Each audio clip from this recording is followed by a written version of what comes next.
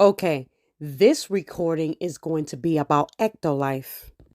If you have no idea of what I'm talking about, stop this video and click the link in the description box where I'm going to have ectolife and I'm going to have the link right next to it.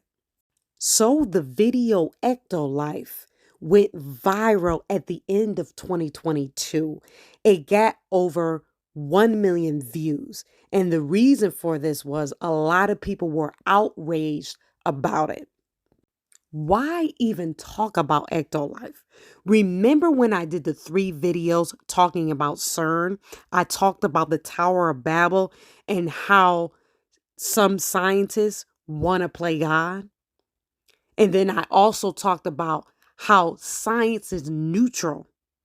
It can be used for good or for bad, and it really depends on the heart of the person that's wielding the technology, whether they have evil intentions or they really want to help the masses. If you have no idea what CERN is, I'll put the links in the description box so you can view those videos. Basically, it's just one video, but I had to break it up into 3 parts because it was so long. I may even put it into a playlist so that you can watch it back to back. I will be answering 3 questions. Question number 1, is ectolife a real company? Question 2, do artificial wombs actually exist? And question 3, is there a such thing as an artificial womb facility? So the synopsis of this 8-minute video is this.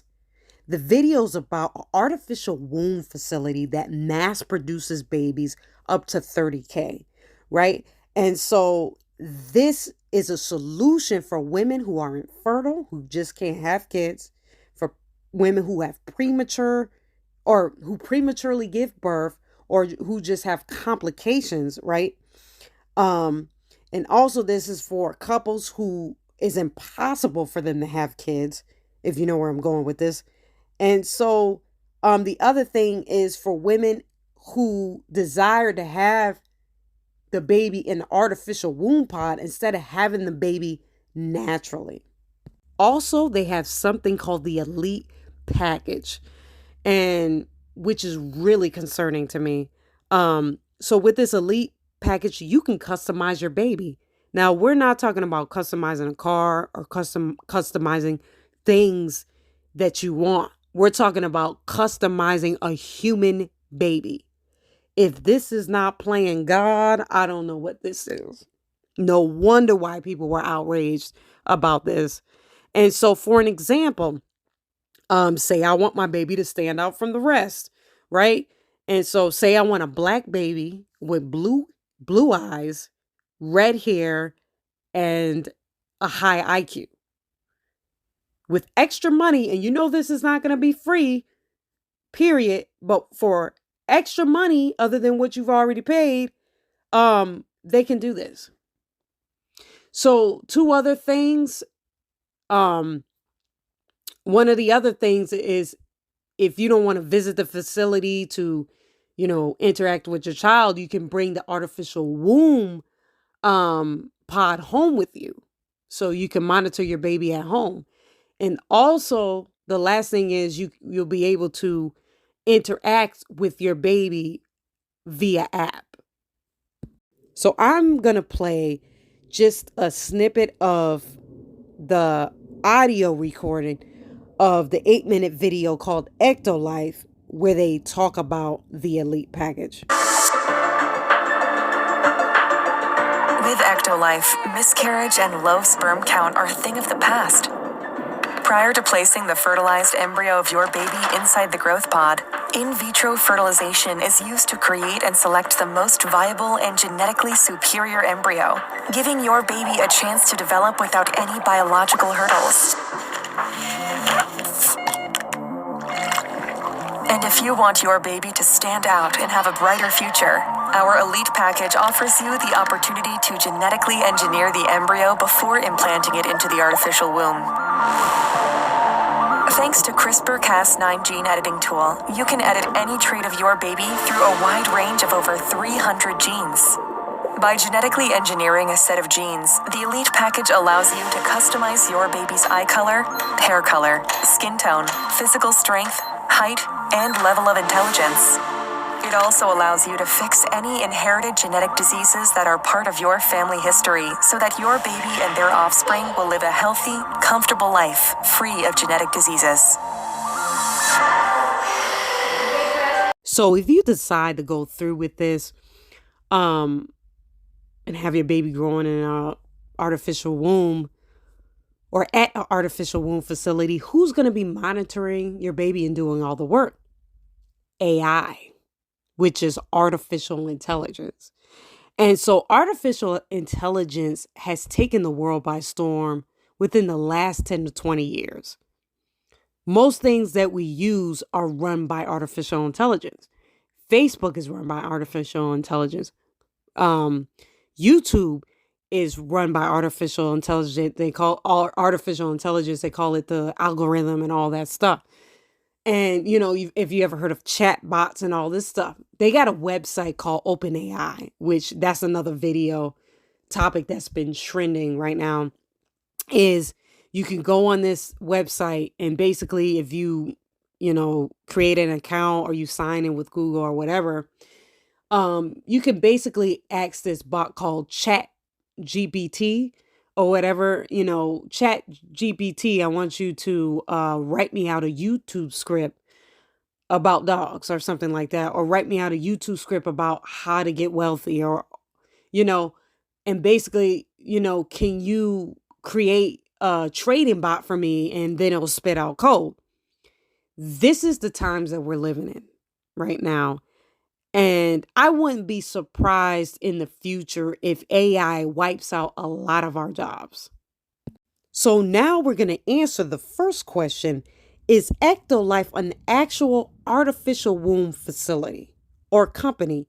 And the answer is no. It's just a concept. And the answer is in that same 8-minute video that was trending and went viral at the end of 2022. Now, this is one of the reasons why I don't hurry up and push out videos on topics that are trending, because I like to do my own due diligence and do my research before I do any video. So who designed the Ecto Life concept?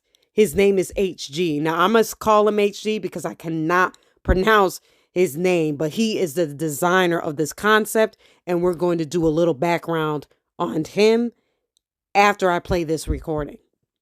The concept of Ecto Life facility was designed by biotechnologist and science communicator hashem-alghaili.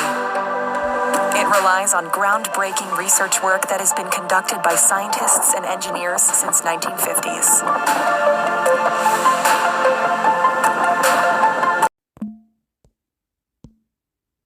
Okay, so we are now on HG's website, and I will put the link in the description so you guys can read up on this for yourselves.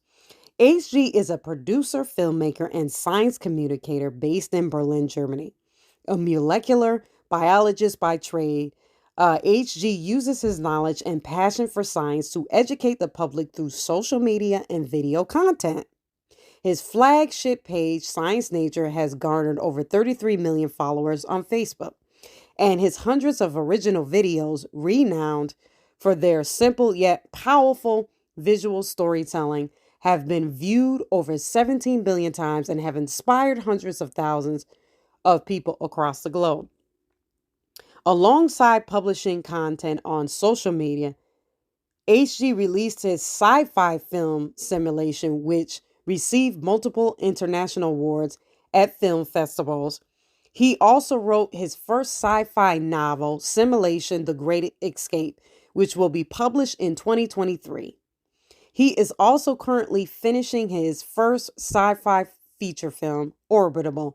HG also uses his background in science and technology to develop brand new concepts, some of which include the Sky Cruise Flying Hotel and the world's first artificial womb facility, Ecto Life. HG graduated from Jacobs University, Brennan, and obtained his master's degree in molecular biology.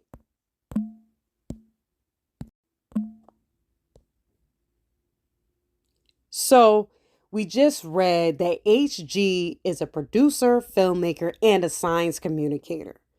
And so, what in the world is a science communicator?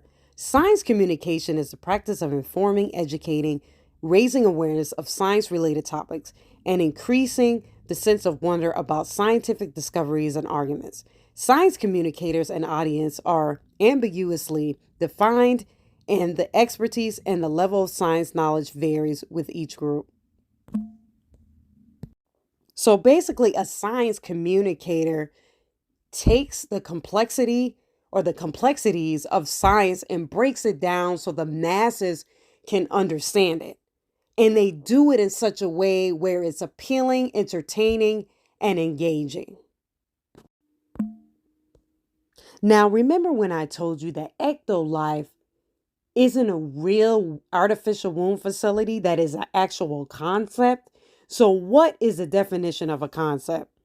A concept is an abstract idea, a general notion, a plan or intervention, a conception, an idea or intervention to help sell or publicize a commodity. So, right now, this scientific idea is a concept. I watched an interview with HG and some other guy. I guess he wanted to get him on his show because his video went viral and he wanted to ask him a lot of questions. So it was about an hour and some change. So I listened to this recording of it. And so HG was talking about how that this concept can be a reality in the next 10 years. He mentioned how, scientists have been working on doing something like this for 50 years. And he also mentioned that they have the technology already ready to go to be able to do this. The only reason why they're not mass producing 30,000 babies in an artificial womb facility is the ethical laws. Right now, it's unethical to do this. Now we are going to answer the second question. And the second question was, do artificial wombs actually exist? And before I answer that question, I'm going to play you two audio recordings. In these two audio recordings, HG is talking about artificial wombs. The devices you see here are called growth pods. Each growth pod is designed to replicate the same conditions that exist inside the mother's uterus. Growth pods are designed to host human fetuses until they are fully developed. These artificial wombs are designed to help premature babies to continue developing after their birth. But emerging scientific research is making it possible to use them to create designer humans entirely from scratch. Every human fetus requires around 37 weeks inside the mother's uterus to fully develop. And then comes birth. But not every human has this biological luxury. In fact, every year around 15 million fetuses are born too early, and approximately 1 million of them die due to birth complications. The minimum number of weeks in which a developing fetus must stay in the womb is 24 weeks. If the fetus is born before that, the survival rates will go down. Even if the fetus survives, it will likely to experience lung issues and long-term neurological damage. Although baby incubators exist and they increase the chances of survival, they have their own limitation. If the fetus is born before 22 weeks, incubators are not likely to work. The artificial womb is an advanced version of baby incubators, and it promises to make the problem of premature births obsolete. So the answer to the question is yes. Artificial wombs are not nothing new. Artificial wombs have been around for years. So the artificial womb, aka baby incubators, are the same thing. So, for example, one of the things that the baby incubators are used for is for premature babies. So, the premature babies are put in the baby incubator so they can continue to develop. Mainly, because a premature baby, their vital organs aren't developed. So they put them in the baby incubator, so they can continue to develop those organs and fully grow. And so the baby incubator replicates as if, the baby was still growing and developing in the womb. Look, guys, I'm going to put a disclaimer out there. I'm not no medical professional, no medical expert. I'm not a nurse or a doctor. That's not my field. So you guys, like I always tell you, do your own due diligence. If you know a nurse or you know a doctor, or you know somebody in the medical field, and ask them about an artificial womb. They'll know what you're talking about. Um, and so I just wanted to say, those two last recordings that you listened to, I'm gonna put that video in the description box because that video is different from the Ecto Life video, but it's the same guy. So I'm gonna have that in all these links to all these articles that I'm coming from. I'm gonna have the links in the description box so you guys can go and look at it for your own selves. So I'm just gonna give you a little bit of information on what an infant incubator is. Infant incubators maintain a healthy environment for newborn babies. They are used for premature babies, which are still small and weak, as well as for some sick full term babies. Incubators are used in the primary care department of a hospital or in the NICU. Infant incubators should not be confused with laboratory incubators, which are used to keep reagents or samples warm. Okay, so the incubator consists of a transparent cabinet in which the baby is kept in a neutral environment for medical care. Neutral neutral means that the surrounding air has the optimal temperature and moisture, and the baby only needs minimum of energy to maintain normal body temperature. So it says here the infant incubator controls the temperature, controls the humidity, can deliver additional oxygen, protects against infectious and diseases, and protects against the noise. So we're going to answer the final question, which is there an actual artificial womb facility?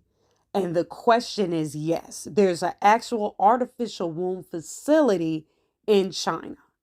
But before I go any further, it's important to note that even though they have the artificial womb facility, they're not using human embryos. They are using animal embryos at this time. South China Morning Post. Chinese scientists create an AI nanny to look after embryos in artificial womb. Researchers in Suzhou have developed an AI system able to monitor and take care of embryos as they grow into fetuses in the lab. Technology won't be a problem for its future application, but legal and ethical concerns might, warns Beijing's based researcher. An artificial room for fetuses to safely grow in and a robotic nanny to monitor and take care of them. All within the realm of possibility, says Chinese scientists, and what could be a breakthrough for the future of childbearing in a country facing its lowest birth rates in decades. Now, let's stop here. Now, in China, they're only allowed to have a certain amount of kids, and I'm sure this has contributed to the depopulation. And I just saw something on CNN saying that, their population size has decreased. That is once the laws, that is once the law allows the use of such technology. Again, it's unethical to do this right now because the laws are preventing them from doing it. Researchers in Suzhou in China's eastern province say they have developed an artificial intelligence system that can monitor and take care of embryos as they grow into fetuses in an artificial womb environment. This AI nanny is looking after a large number of animal embryos for now. Remember I mentioned that early on? They said in the findings published in the domestic peer-reviewed journal of biomedical engineering last month, but the same technology could help solve some major reproductive problems for humans, the papers say.